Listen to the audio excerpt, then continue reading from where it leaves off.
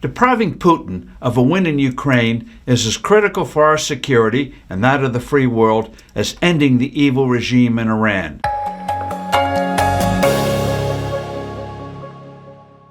Hello, I'm Steve Forbes, and this is What's Ahead, where you get the insights you need to better navigate these turbulent times.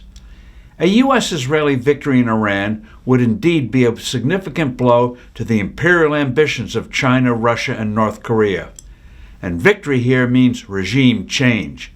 Anything less would be a dangerous blow to the credibility of the U.S. But no less important is maintaining and solidifying the true independence of Ukraine. Putin has never wavered in his demand for serious territorial concessions that would fatally undermine Ukraine's ability to defend itself from future Kremlin assaults. Concessions would also include a ban on the permanent stationing of credibly sized European forces that could act as a tripwire to any future Russian attacks. That is, a renewed invasion would trigger a war with other European states. A bad Ukraine peace would eventually end its independence, with ugly consequences for its people and its culture. Instead, we should be providing Kyiv with the means to destroy plants inside Russia making drones and other munitions, as well as key oil facilities.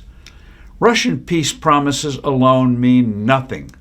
In 1994, Russia signed an agreement guaranteeing the independence of Ukraine.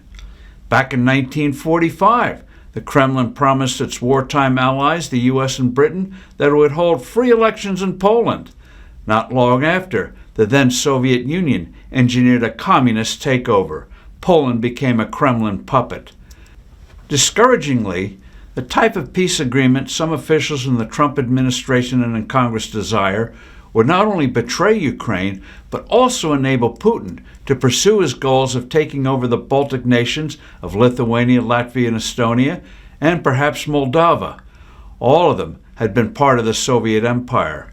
This would destroy NATO. The Baltic states are members of NATO, an alliance whose core essence is that an attack on one is an attack on all. Would the U.S. these days actually go to war if Putin invaded one of these countries under the phony pretense of protecting Russians living there?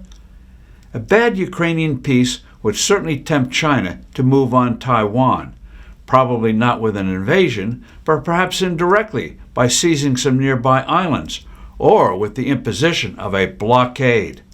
How would the U.S. respond, knowing China in that region is superior to the U.S. militarily? Xi Jinping hopes that the Trump administration might be tempted to signal that henceforth Taiwan is on its own. In return, Beijing would agree to a great big but fake trade deal and fake promises to cease stealing our technology. Under those circumstances, Taiwan would sooner or later kowtow to Beijing. Worse, so would other nations, feeling that the U.S. no longer would stand behind their independence. China would be seen as the new dominating global power. South Korea, Japan, and perhaps others such as Germany and Poland would go all out to become nuclear powers, an ominous, destabilizing development. What is astounding and frightening with Ukraine and Taiwan is how strategically blind so many are in Washington to their profound importance to our own future well-being. I'm Steve Forbes. Thanks for listening. Do send in your comments and suggestions. I look forward to being with you soon again.